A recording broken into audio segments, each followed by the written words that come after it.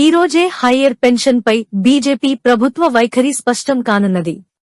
అధిక పెన్షన్ సమస్యలో 1,86,920 కోట్లు నిలిచిపోయాయి.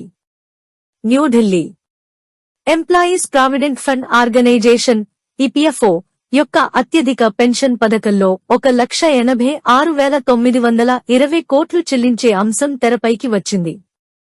30న జరిగే central board of trustees (CBT) సమావేశంలో అధిక పెన్షన్ పథకంపై చర్చ జరుగుతుందని, అయితే ఇందుకోసం ప్రభుత్వం ఖాతాదారులకు 1.75 లక్షల కోట్లకు పైగా చెల్లించాల్సి ఉన్నందున ఈ అంశం పెండింగ్లో పడింది. వాస్తవానికి ఈపీఎఫ్ఓ ప్రకారం అధిక పెన్షన్ జాబితాలో ఉన్న ప్రతి ఖాతాదారుడు దాదాపు 25 లక్షల బకాయిలు చెల్లించాల్సి ఉంటుంది. ఈ సందర్భంలో ఈపీఎఫ్ఓ ఖాతాదారులు కూడా అధిక పెన్షన్ పొందాలని సుప్రీంకోర్టు నుండి చాలా ఒత్తిడి వచ్చింది.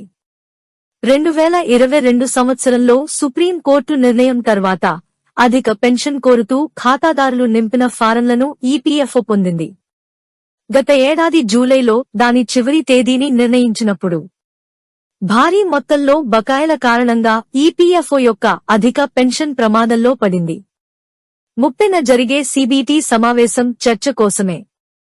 ప్రభుత్వం సీరియస్గా లేదు కాబట్టి సమస్య ఎజెండాలో పేజీ సంఖ్య 451లో ఉంది.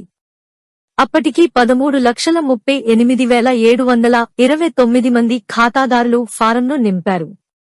అయితే కోట్లాది ఖాతాదారులను కలిగి ఉన్న ఈపీఎఫ్ఓ ఎక్కువ మంది ఖాతాదారులను అధిక పెన్షన్లో ఎలా చేర్చాలనే దానిపై పని చేయలేదు.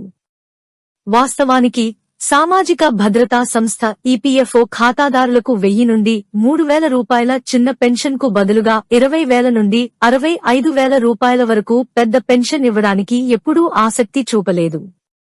అధిక పెన్షన్ విషయంలో ఈపీఎఫ్ఓ ఎప్పుడూ తప్పించుకుంటుంది. ఇప్పుడు సుప్రీంకోర్టు ఆదేశం వచ్చినా ఎక్కువ పెన్షన్పై పనిచేసేందుకు క్షేత్రస్థాయి సిబ్బంది లేరని చెబుతోంది. ఆసక్తికరమైన విషయం ఏమిటంటే అధిక పెన్షన్ కోసం 13 లక్షలకు పైగా దరఖాస్తు చేసుకున్న వారిలో 4 లక్షలకు పైగా దరఖాస్తులు తిరస్కరించబడ్డాయి. ఈ విషయంలో యాజమాన్యాలు కూడా సహకరించలేదు. అసలే బకాయిల భారం 1.75 లక్షల కోట్లు వాటిపై కూడా రావచ్చు. అధిక పెన్షన్ విషయంలో ఈపీఎఫ్ఓ ఇప్పటికీ ప్రత్యేక ఆసక్తి చూపడం లేదు. సిబిటి సమావేశం యొక్క అజెండాలో ఈ విషయం పేజీ సంఖ్య 451లో 26వ స్థానంలో ఉంది. ఈ పేజీలో 38,000 మంది ఖాతాదారులకు కూడా ఎక్కువ పెన్షన్ ఇస్తే కనీసం 9,500 కోట్లు అవసరం. ఇంత ముఖ్యమైన విషయంపై సిబిటి ప్రత్యేక సమావేశం అవసరం, కానీ ప్రభుత్వం దానిపై మౌనంగా ఉంది. Welcome to our YouTube channel. Don't forget to like, subscribe and share the videos.